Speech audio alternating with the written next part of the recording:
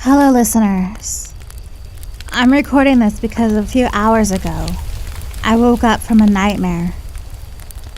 And there's this really weird coincidence.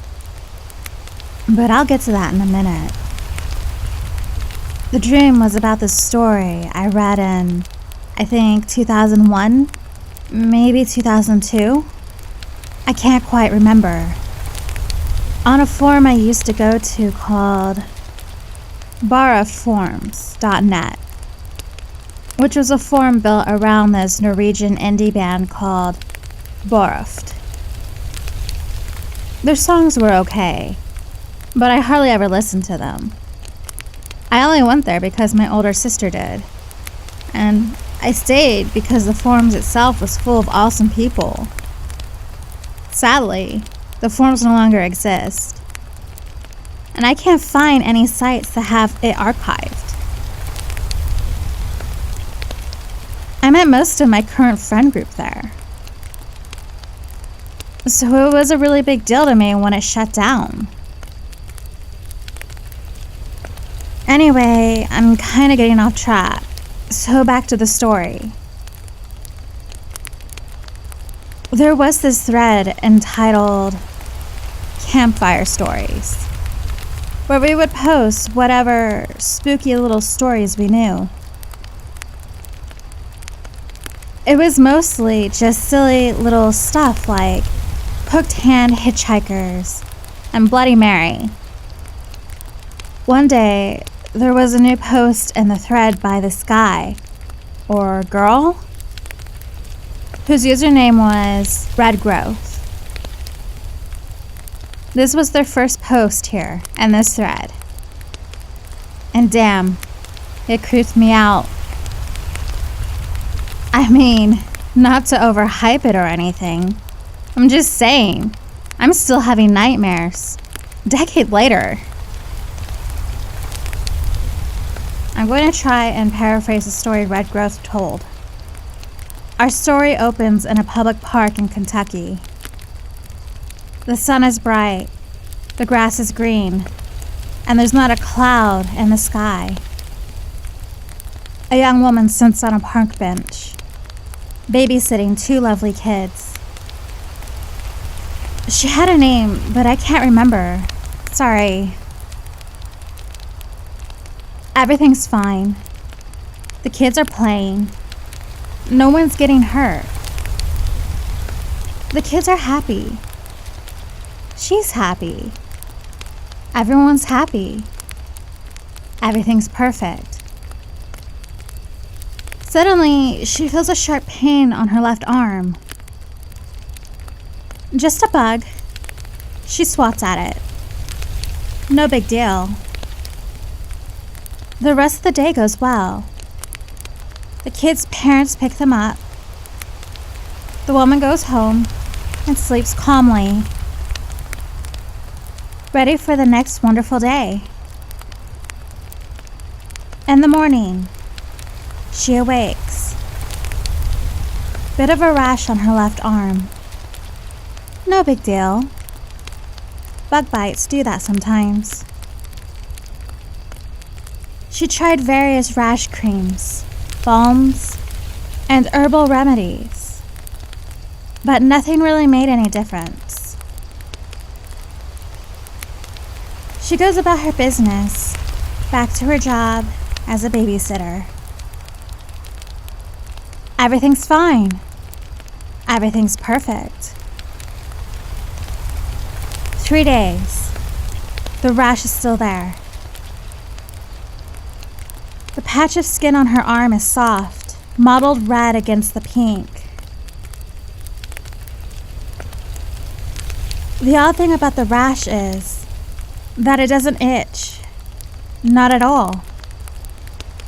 She expected it to, but it didn't. On the 4th day, she got a little worried.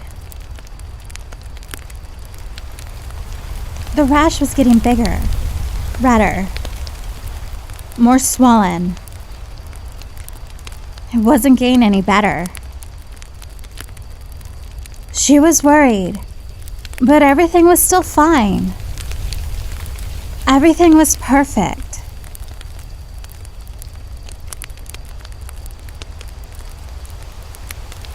So her arm is a little swollen. So the kids stare. So what? 2 weeks. She had the rash for 2 weeks. Every day she'd think about it, hoping it'd just heal up. But it didn't. She got more and more worrisome. She wore long-sleeve shirts just to hide it. The kids she babysit were scared of her. They thought it was gross and possibly contagious. She assured them it wasn't, but secretly, she could really only hope.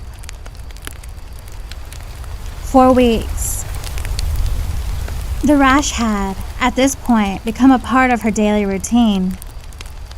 Get up, make coffee, apply rash cream, eat breakfast, go to work. It was normal for her now. She stopped worrying about the rash. It didn't itch or hurt. It didn't get better, but it wasn't getting worse either. She could live with this. Everything was fine.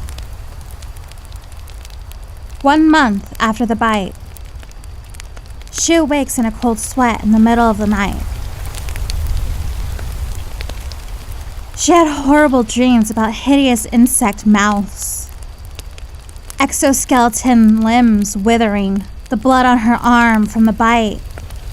She got up. She went to the bathroom and looked in the mirror.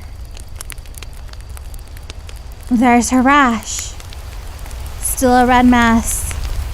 Puffy, ugly, soft, terrible. And now she had these little red dots on her eyelids. Tiny, like little pinpricks. Hardly noticeable. She tried to get some sleep. She made a doctor's appointment. She shows up to the clinic.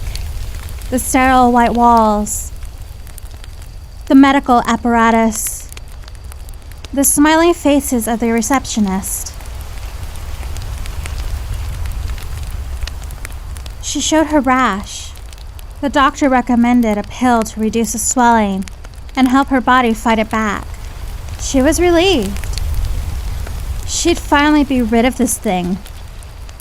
4 months. More nightmares every night. The rash is still red and more swollen than before. But she hadn't really noticed. It doesn't itch. It does nothing. She hated it. She'd cover her arms in public. She'd take the pills the doctor prescribed. They did nothing. She didn't go out much. She didn't pay as much attention to the kids. She started forgetting things. She couldn't remember the kids' names. She had trouble paying attention, and a kid got hurt really bad. She got fired for negligence. She didn't care. She hated those kids. 6 months. She casually slumped around her apartment, scratching her rash, living on her parents' money. She hated herself for it, but couldn't find the motivation to find a new client or get a new job. She'd been back to the doctor a few times. Nothing new. Just medicine doesn't work. Nothing works. The doctor said he'd review the photos of her rash. It was getting worse after all. Just slowly is all. The rash used to be a little pink area on her forearm. Now her whole left arm is red and disgusting. She'd gotten so used to it that seeing her arm how it used to be was shocking. 8 months. Her rash has started to itch. It's horrible. She scratches it until it bleeds. It hurts like hell. She hates her rash. She hates her life. She hates everything. Her eyes are red and puffy. Her voice is pained. She vomits up most of what she eats. Every waking moment is hell, and every sleeping moment is even worse. Every time she closes her eyes, she sees them. Hideous, terrible, crawling, evil bugs. She was haunted by terrible dreams.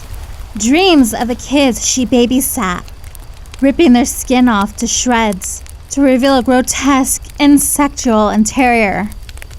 Dreams that her arm would be strangling her at night. Dreams that every inch of her body was being gnawed by tiny, hideous jaws. Dreams filled with otherworldly noises that she knew were nothing she'd heard before, but felt like blood-curdling screams of agony. She barely felt the cold steel of the gun in her scarred, swollen hand. Every day, she pulled the trigger, forgetting it was empty. Every day, she screamed to the walls, not knowing what she was even saying. She kept passing out in the middle of the day and waking up screaming. Her landlord got fed up with the noises and came to her apartment one day. Shocked at what he saw, he looked around the apartment for his tenant. Blood smear on the walls, festering piles of vomit everywhere. Everything was tossed on the floor. He crept slowly through the eerie rooms. The bathroom was coated in dry blood and bits of flesh. The bathroom mirror was shattered and bloody. All the furniture had bite marks in it. He looked, but she was nowhere to be found. The police were called. The building was condemned. The young woman was never to be seen again. Well, except in my nightmares. I think I got some of the details wrong, but there it is. Redgrowth's Campfire story. I wish I could find an archive of the real one, but this will have to do for now. Alright, now that odd coincidence I mentioned earlier. I woke up with this weird little rash on my leg. Here's hoping it's nothing.